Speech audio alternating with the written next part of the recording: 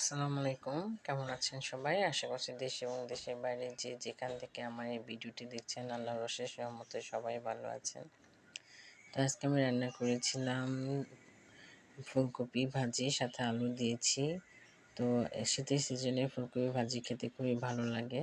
তো আমি ফুলকপি ভাজি এটা প্রথমে তেল আর তেলের মধ্যে পেঁয়াজ দিয়ে কাঁচামরিচ দিয়ে পেঁয়াজটা ভেজে তারপর ফুলকপি আর ইয়াটা দিয়ে দিয়েছি, আলু। এরপর অল্প পরিমাণ হলুদের গুঁড়া দিয়েছি আর পরিমাণ মতো লবণ। তারপর আমি এখানে নামানোর আগে ধনেপাতা দিয়ে ভালো মতো ভেজে ফুলকপি ভাজিটা নামিয়ে নিচ্ছি। আমার মতো অনেকে হয়তো এই ভাজিটা খেতে খুব পছন্দ করেন, আমারও খুব ভালো লাগে, তাই এইভাবেই করে নিলাম। এরপর রান্না করেছি সেই ফুলকপি, যেহেতু একটা ফুলকপি বিশাল বড় আকারে আনা হয়েছে, তাই ভাবলাম যে রেখে দিলে যদি নষ্ট হয়ে যায়, তাই একসাথে একটু ভাজিও করে নিলাম আর তরকারি রান্না করে নিলাম, মাছের তরকারি। তো মাছ দিয়ে রান্না করব। তো এখন আমি এখানে একটু পেঁয়াজটা আর মরিচটা ভেজে নিয়ে এখানে সামান্য পরিমাণ পানি দিয়ে এখানে আদা রসুন বাটাও দিয়ে দিচ্ছি। তো আমার মতো এরকম শীতের সিজনে ফুলকপি খেতে কার কার ভালো লাগে অবশ্যই কমেন্টস করে জানাবেন।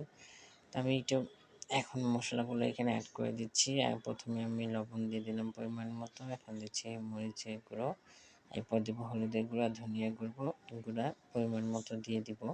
তো আমি একটু মরিচটা একটু কম দেওয়ার চেষ্টা করছি, কারণ বেশি ঝাল আমরা খেতে পারি না, তাই আমরা একটু ঝালটা কম খাই। আর এখন দিলাম হলুদ আর ধনিয়া, তারপর মশলাটা ভালো মতো কষিয়ে নেব। মশলাটা ভালো মতো কষানো হয়ে গেলে আমি হলুদের ফুলকপিগুলো দিয়ে দিব এখানে। তো এখন আমি মশলাটা ভালো মতো কষিয়ে নিচ্ছি। মশলাটা কষানো হয়ে গেছে, সাথে আমি দুটো টমেটো দিয়েছিলাম। তো একসাথেই কষিয়ে নিচ্ছি। অনেক সময় দেখা যায় উপরে দিয়ে তো ভাবলাম না, একসাথে কষিয়ে নিই, এটা খেতেও ভালো লাগবে। তো এইভাবে আমি রান্নাটা করে নিচ্ছি। তো আমি এটা রান্না করব টাটকানি মাছ, যেটাকে বাটা মাছ বলে, সেই মাছ দিয়ে।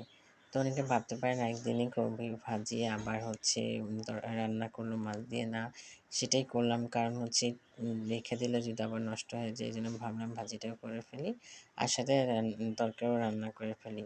তো এই আমার আজকে সারাদিনের দুইটা আইটেমই করেছি। আর এই বাঁধাকপি ফুলকপি দিয়ে আজকে আমার খাওয়া দাওয়া হবে। আর বাচ্চাদের জন্য করেছিলাম পাঙ্গাস মাছ ভাজা। তো এই ছিল আমার রেসিপি। আর আমি তো প্রতিদিন এখন চেষ্টা করছি রাত ৮টার সময় লাইভ করার।